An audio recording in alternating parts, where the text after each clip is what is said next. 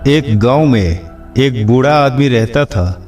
वो बहुत गरीब था, लेकिन राजाओं को भी उससे जलन होते थे, क्योंकि उसके पास एक सुंदर सफेद घोड़ा था। ऐसा घोड़ा पहले कभी नहीं देखा गया था। राजा ने उसे घोड़े के लिए पूछा और उसने उसके लिए कुछ भी देने के लिए तैयार था, लेकिन बूढ़ा आदमी ये कहता रहता था कि ये घोड़ा मेरे लिए घोड़ा नहीं है, ये मेरे परिवार के सदस्यों की तरह है। मैं अपने परिवार के सदस्य को कैसे बेच सकता हूँ। उसके पड़ोसी भी उसे घोड़े को बेचने के लिए मनाने की कोशिश करते रहते थे, लेकिन उसने नहीं बेचा। एक सुबह उसने देखा कि घोड़ा अपने अस्तबल में नहीं है। पूरा गांव इकट्ठा हो गया और उस आदमी को बोलने लगा और कहा, तुम मूर्ख आदमी हो। हम तो पहले से ही जानते थे कि ये घोड़ा कभी ना कभी चोरी जरूर होगा। तुम इतने गरीब हो तो उसे बेच देना ही बेहतर होता।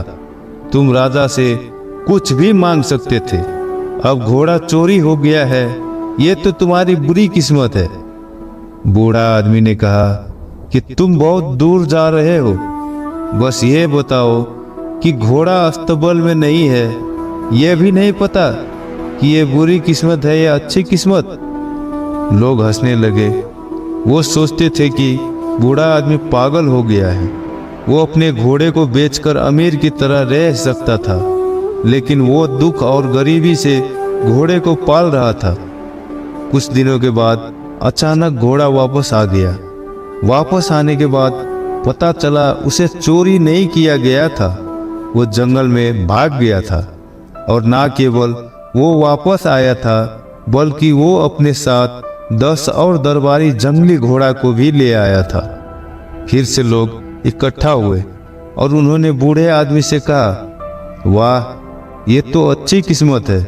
बूढ़े आदमी ने फिर कहा कि तुम बहुत दूर जा रहे हो, बस ये बताओ कि घोड़ा वापस आ गया है और उसके साथ 10 घोड़े आए हैं, लेकिन ये निर्णय करना बंद करो कि ये बुरी किस्मत है या अच्छी किस्मत। कौन जानता है। इस बार लोग चुप रहे, लेकिन उन्हें पता था कि एक घोड़े के साथ 10 सुंदर घोड़े आए थे। थोड़ी सी ट्रेनिंग देने से वो सभी बिक सकते थे और बूढ़ा आदमी बहुत सारा पैसा कमा सकता था। बूढ़े आदमी का एक जवान बेटा था और केवल एक ही बेटा था। जवान बेटे ने जंगली घोड़ों का ट्रेनिंग करना शुरू किया।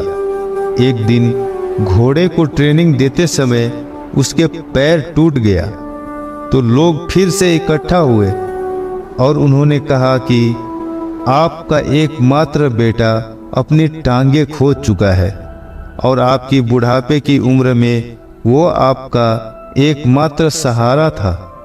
वो बहुत बड़ा बुरा भाग्य है।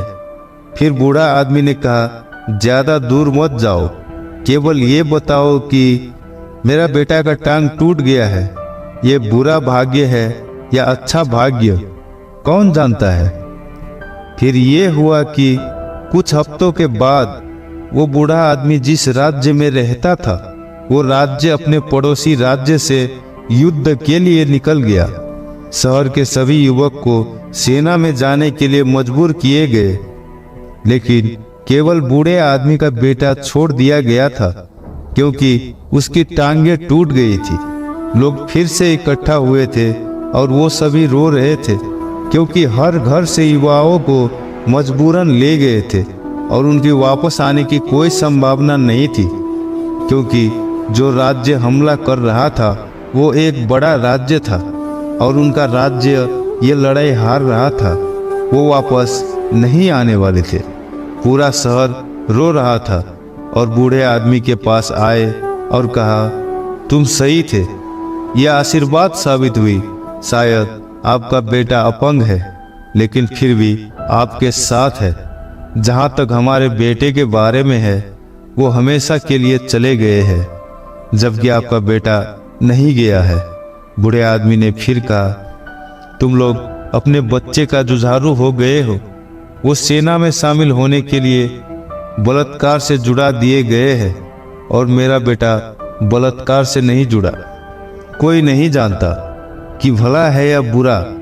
कहीं जाकर हम जीवन के आधार पर देखें तो हमें पता चलेगा कि हम अक्सर अपने जीवन की घटनाओं को नियंत्रित करने का प्रयास करते रहते हैं, उनके परिणाम का फैसला करते रहते हैं कि क्या अच्छा होगा और क्या बुरा होगा।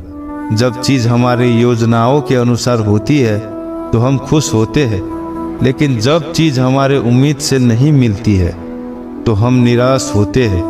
हम अक्सर एक घटना का फैसला बहुत जल्दी लेते हैं और ये कहते हैं कि अच्छा है या बुरा है, लेकिन वास्तव में हम नहीं तय कर सकते हैं कि जो कुछ हो रहा है ये अच्छा है या बुरा है।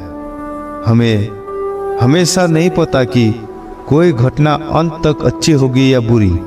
इस बुद्धि की कहानी में ऐसी कुछ बातें हैं जो वर्तमान में अच्छी लगती है लेकिन भविष्य में असुविधा या दुख लगती है। वही कुछ ऐसा भी होता है जो वर्तमान में बुरा लगता है लेकिन भविष्य में बहुत उपयोगी साबित हो सकता है। इस कहानी में बूढ़े किसान को कुछ निर्णय नहीं लेना है, जो हो रहा है वो समय गुण रहता है।